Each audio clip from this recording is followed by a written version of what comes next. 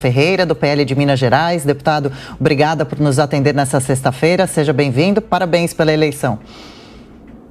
Obrigado. Boa tarde a todos. Boa tarde.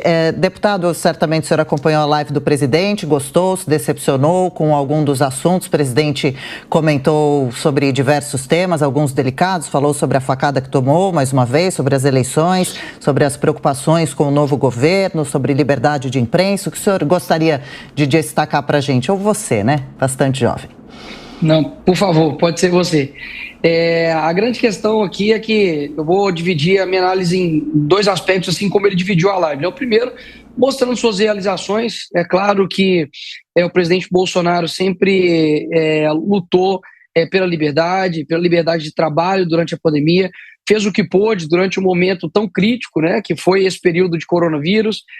Tivemos uma guerra a quilômetros, né, de distância aqui do Brasil, que também poderia ter afetado, né, o âmbito global, e conseguiu ter um êxito nessas negociações.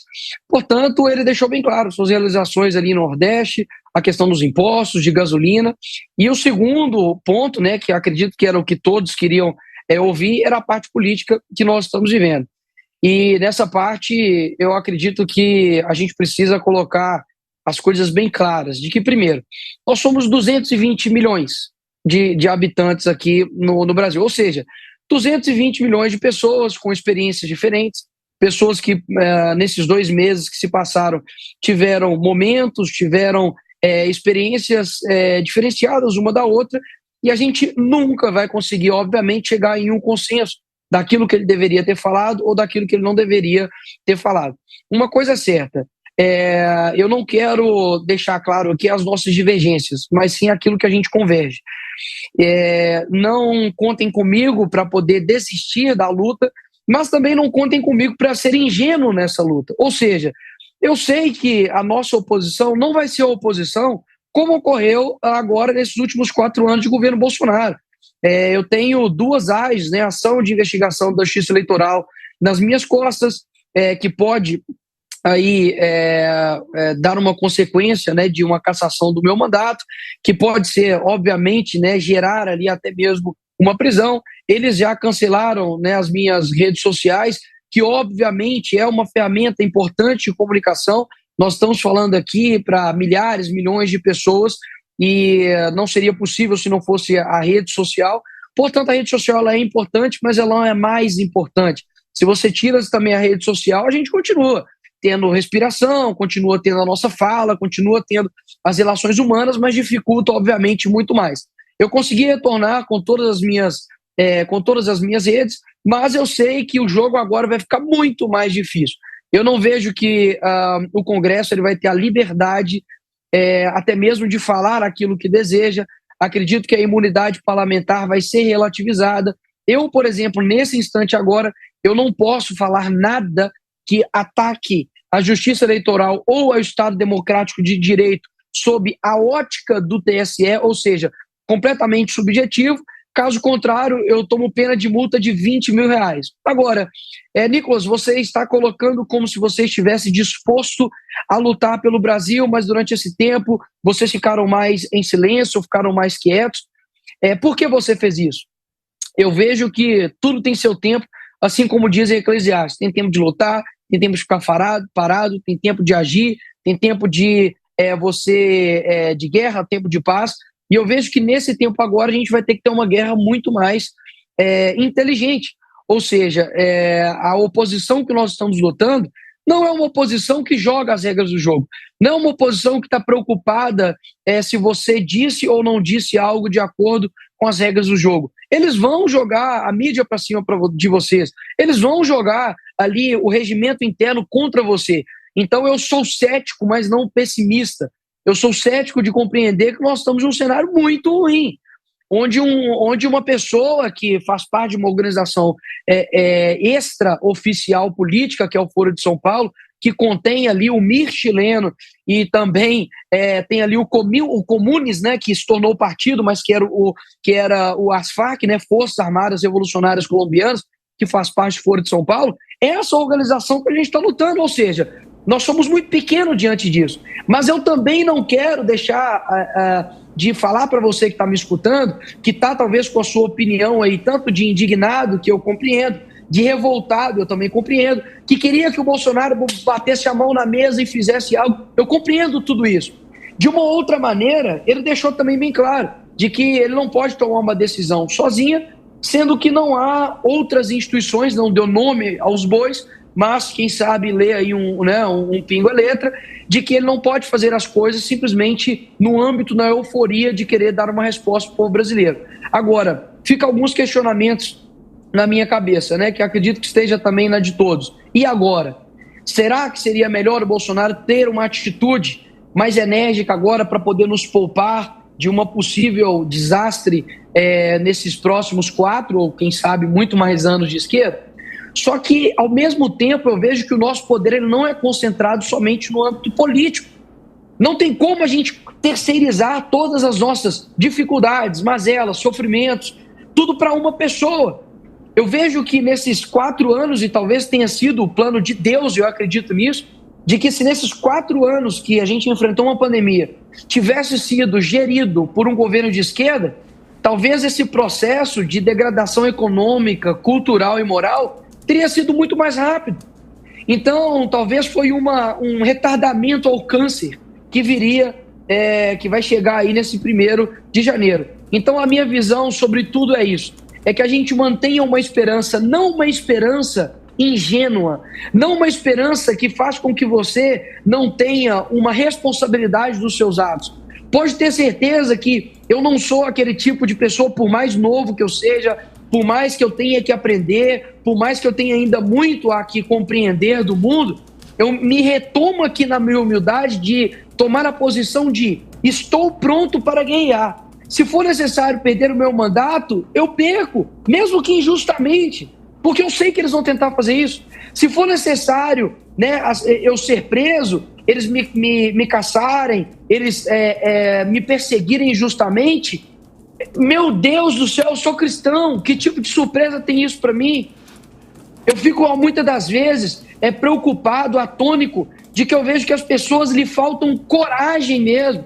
Não coragem de talvez ir pedir e ficar na rua, mas coragem com você mesmo, de tomar as suas decisões. É muito fácil terceirizar a responsabilidade para os outros, mas tem algo em volta de nós que pode mudar tudo, que é a nossa família, que é o nosso bairro, que são as comunicações que nós fazemos todos os dias com as pessoas. Então, Nicolas, eu não vou terceirizar as minhas responsabilidades aos meus eleitores, pessoas que confiem em mim, saibam que não precisam contar comigo para poder desistir do Brasil. Não precisam contar comigo para poder não ter coragem.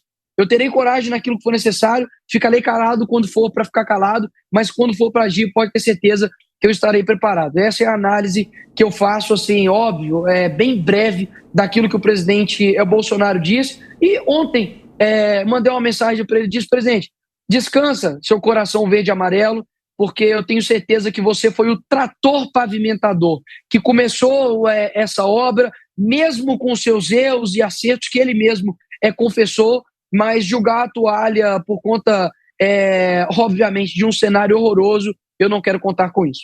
Deputado eleito Nicolás Ferreira, aqui conosco nessa edição estendida do nosso jornal, na programação especial da Jovem Pan. Estamos fazendo a repercussão sobre a live do presidente da República, Jair Bolsonaro, e antes da participação de novo dos nossos comentaristas com análises e perguntas, temos um trecho da fala do presidente Jair Bolsonaro. Acompanhe. Sim, cheguei aqui, teve um propósito. No mínimo, atrasar 4 anos do nosso Brasil aí, mergulhar nessa ideologia nefasta que é da esquerda, que não deu certo em lugar nenhum no mundo. Não vai ser o Brasil o primeiro lugar a dar certo. Diogo Schelp, se quiser comentar, e depois na sequência a pergunta para o deputado, por favor. É interessante porque o presidente ele tem esse discurso, né, de que ele tinha como papel, ele falou isso inclusive em discursos na ONU várias vezes, de impedir a instalação do socialismo ou do comunismo no Brasil. Em primeiro lugar, a gente precisa lembrar que ele não era a única opção em 2018 para impedir a volta do PT ao governo.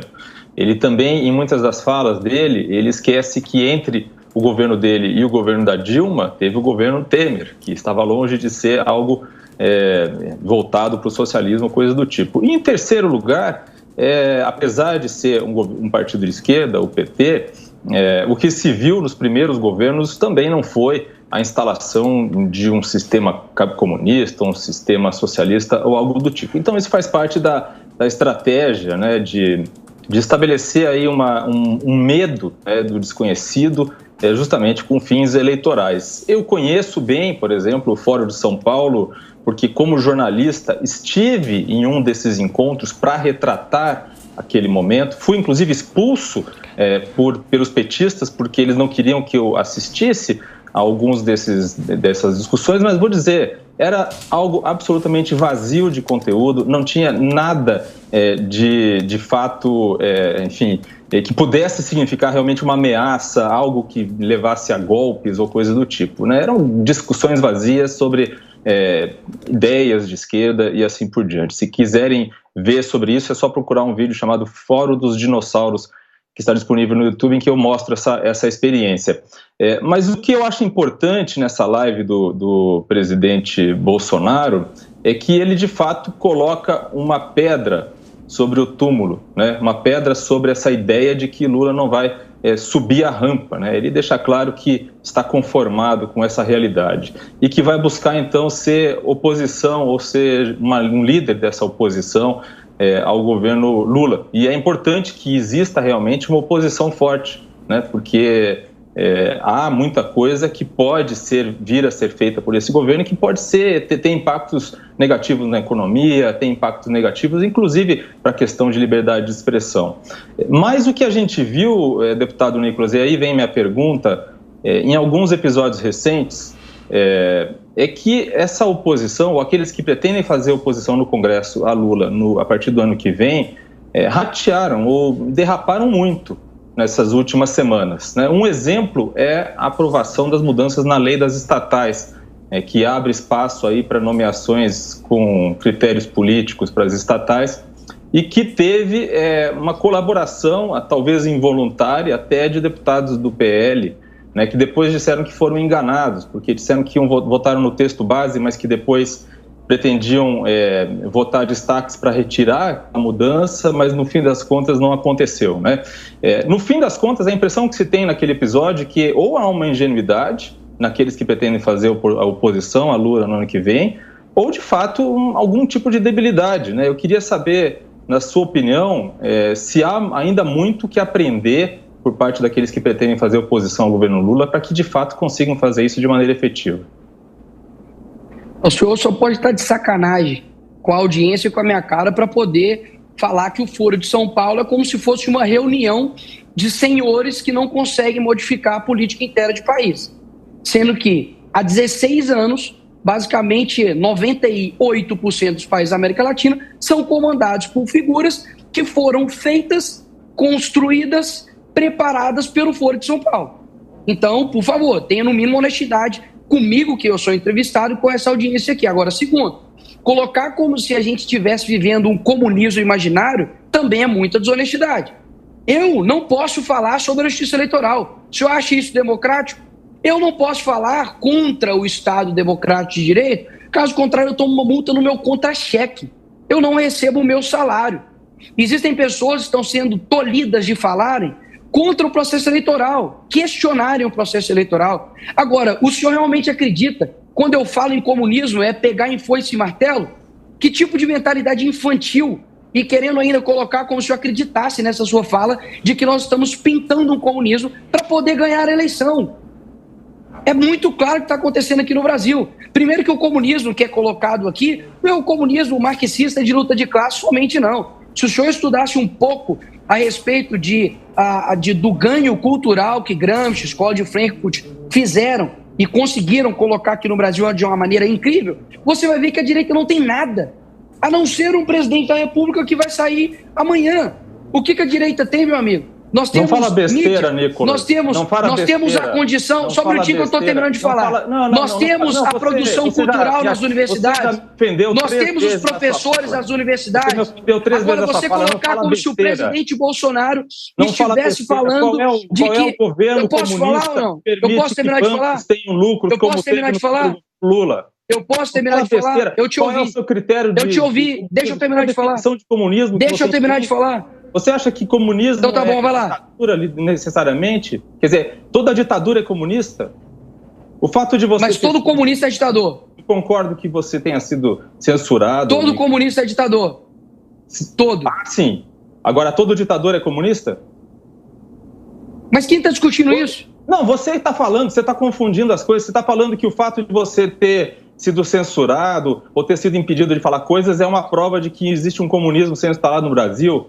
Deixa de ser... Isso sim é... Não. Peraí. As nossas universidades, elas são formadas. Peraí, mas eu estou falando. Sendo instalado é o fato de que você... Eu posso provar se você me ouvir, então.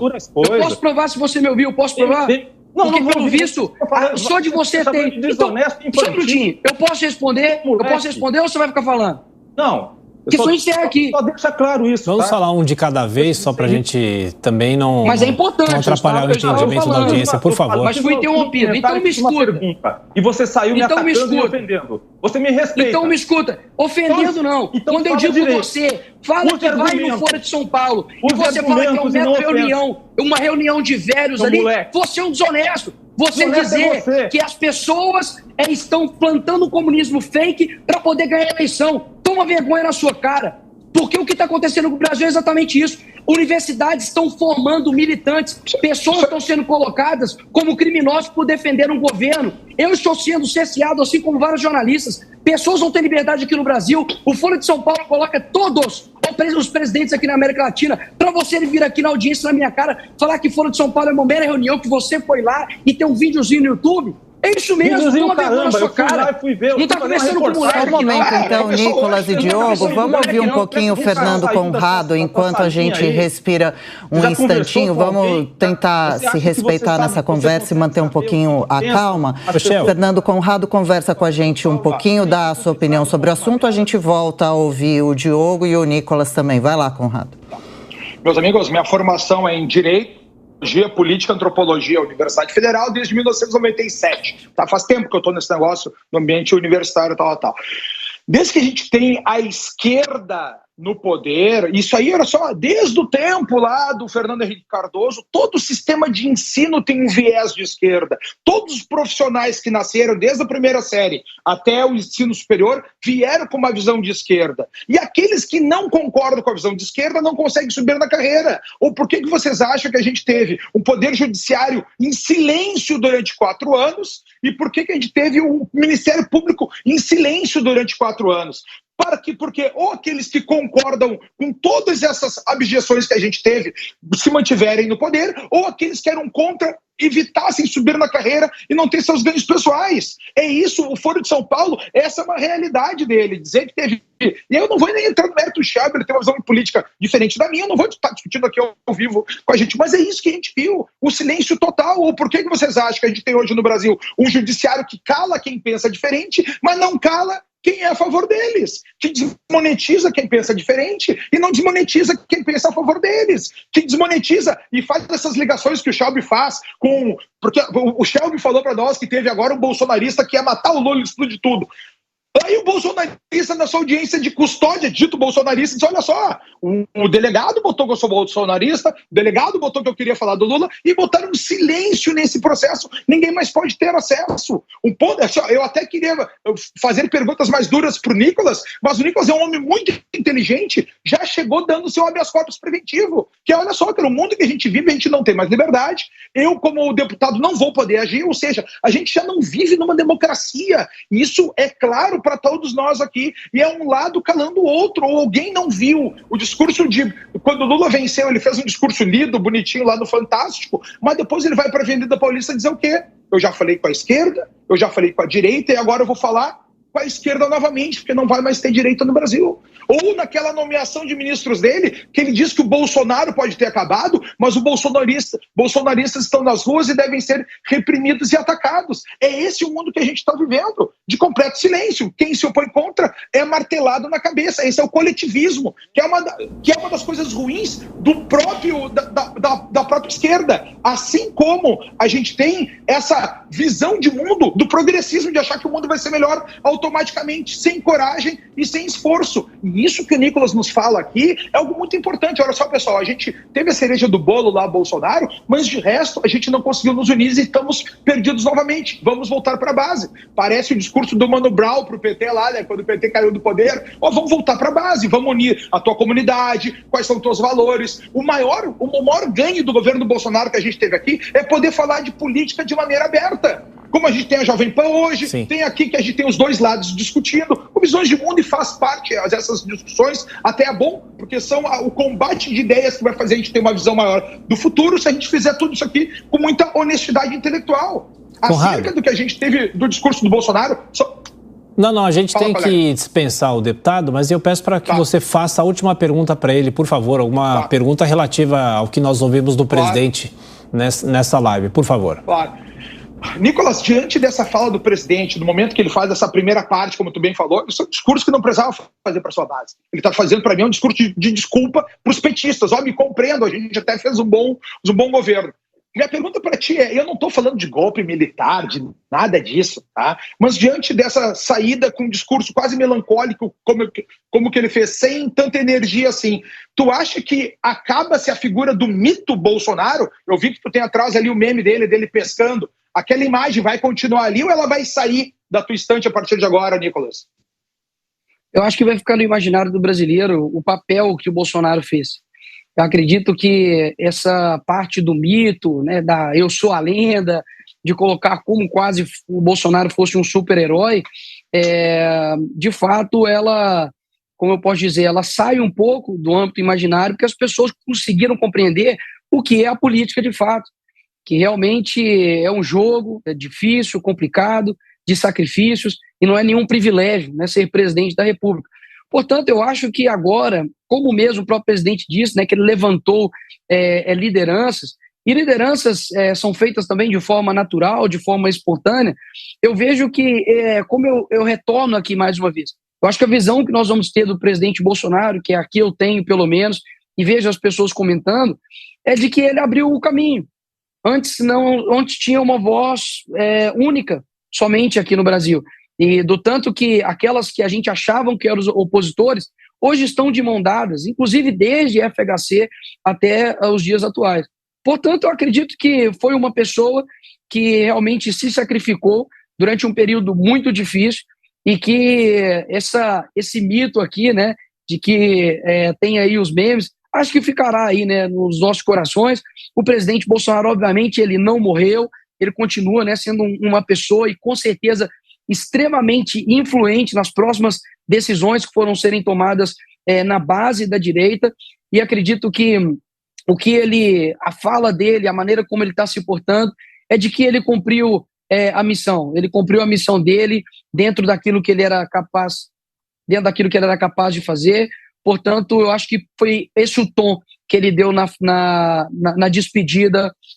Peraí que eu estou escutando o pessoal falando aqui atrás. Eu acredito que esse foi o tom de despedida dele, e deixando bem claro que essas lideranças fazem parte da retomada cultural. Para finalizar, eu estive com o Olavo de Carvalho antes do seu falecimento, e ele disse para mim, eu falei, olha, Olavo, o que você nos aconselha, né, fazer daqui para frente? Ele falou, olha, eu vou falar para você exatamente aquilo que o Dirceu diz para a esquerda. Trabalho de base, trabalho de base. Portanto, muitas das vezes eu fico atônico, assustado, né, quando a esquerda ela acredita que nós temos todas as bases, sendo que eles possuem todas as bases. A produção literária, cultural, das universidades, a nossa mídia. Você entra dentro de uma escola ensino fundamental, entra nas associações de bairro, você entra nos consultórios de psicólogo, de psiquiatria, na saúde mental, você vai ver que está completamente tudo dominado pela esquerda. Mas isso foi fruto meramente, obviamente, né, do acaso, segundo alguns. Portanto, eu retomo aqui para que a gente mantenha a nossa esperança não ingênua nos nossos corações, mas de saber que a esperança somos nós, no dia a dia, de conversar, de dialogar e saber que na maratona sempre há um começo e nós estamos nele. Espero que o fim seja melhor do que a gente vai enfrentar nesses próximos anos aí. É isso, deputado federal eleito Nicolas Ferreira, do PL de Minas Gerais. Parabéns mais uma vez pela votação expressiva, inclusive. Bom mandato, feliz 2023. Obrigada por nos atender nessa sexta-feira e até uma próxima. Obrigado. Feliz ano novo para todos. Deus abençoe e a esperança somos nós. Valeu, Conrado. Bom, agora 12h41, a gente segue para Brasília.